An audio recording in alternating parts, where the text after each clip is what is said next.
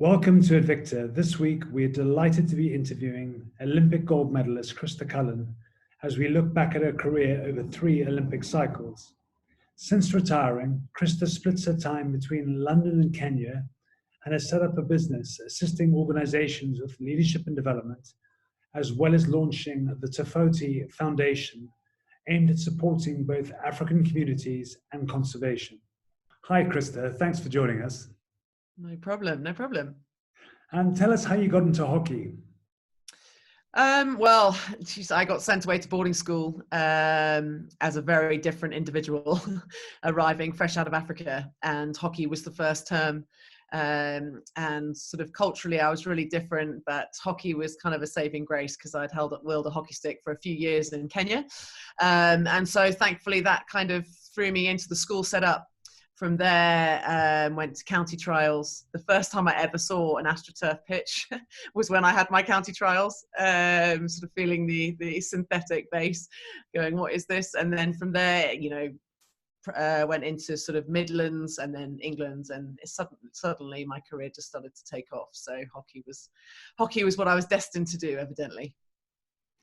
Clearly at an age group level, you were seen as someone with significant talent who could go all the way. Did that expectation drive you, or with hindsight, was it a hindrance? I think it depends on which phase of my career we're necessarily looking at. I think when you go through school, through university and into your work or career environment, there's almost this expectation that you're always going to be good enough because you always had been to that day. And there's obviously setbacks that we all get in all sorts of sports, whether that's, injuries or non-selections and things like that, which are difficult to manage in themselves.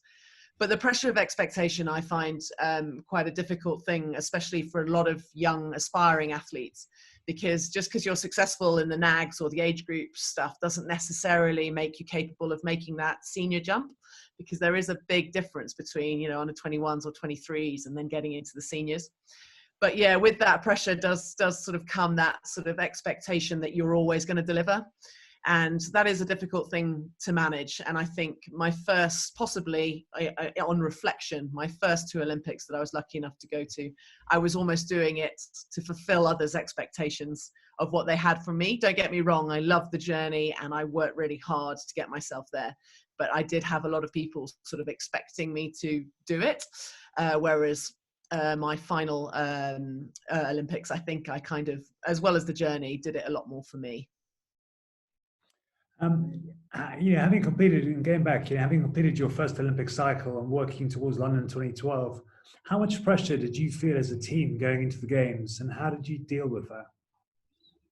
Well, the Home Olympics is a very special time to be an athlete anyway. So the fact that we won London and I was, at the peak of my career then, and it kind of sort of clashed at the top, I think I was a very lucky athlete to experience that. But having a Home Olympics, there's automatically guaranteed that you've got a place, which is amazing because qualification can sometimes be a bit tricky. And then with that, of course, you've got 15,000 people every time watching you play hockey. And us hockey players, we're used to a man and his dog sort of coming down to watch us play. So, with the crowds and some of the other things that are sort of a little bit heightened at the Home Olympics, there is that element of expectation. Not only that, we also have funding implications. So you have to medal or whatever you nominate to Sport England or UK Sport, sorry, should I say, you have to then, of course, hit those targets in order to guarantee your sport's future.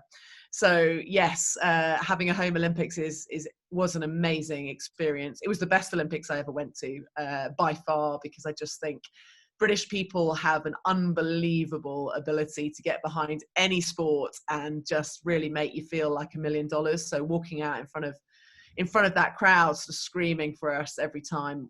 Just gutted we didn't get the gold then, but we did come away with bronze, and we won our last game, which was important to us, and we secured a future for hockey by getting a medal. So that was really important, but very, very special Olympics. We knew the outcome, winning gold and becoming an Olympic champion. I love the mantra of be the difference. As a collective, what made this group of players so special?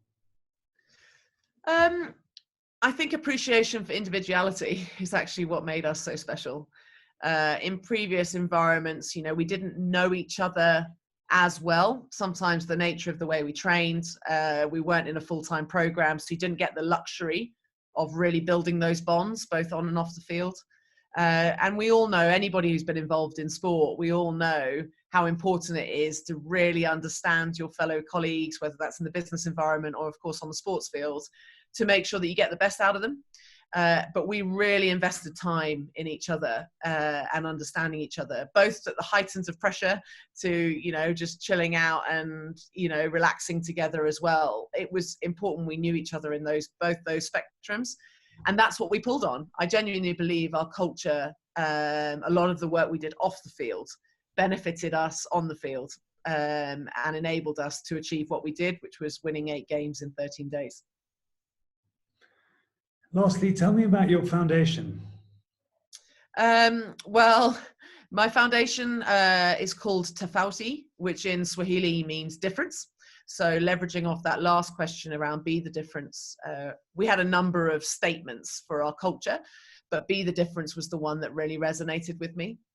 And then I come from a team sport, so I'm used to, you know, getting an eclectic group of individuals to all sort of come together around a common purpose.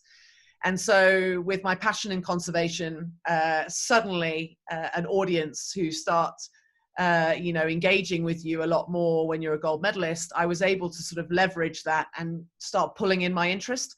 And so I set up Tofauti, and I've now got a great team who are massively committed as volunteers to help me start making impact in Africa through basically working with communities on the ground, supporting and nurturing them to help us benefit wildlife in some of the most rural areas in Africa. And I have to say, Steve, I've had some pretty rewarding experiences, both at an Olympic level and with some amazing groups of people like we've discussed, but actually seeing the fundamental changes that you can help people who are on the breadline, who have human wildlife conflict or things that are just so alien to us in the Western communities, helping them has been massively rewarding when you see just the change it can make in their lives. And that just seems to be what I'm passionate about doing now. Well, Crista, thank you for your time. This was super interesting learning about your background, your experiences, and lesson to learn. And best of luck for the future. Thanks so much, Steve. You too. Thank you.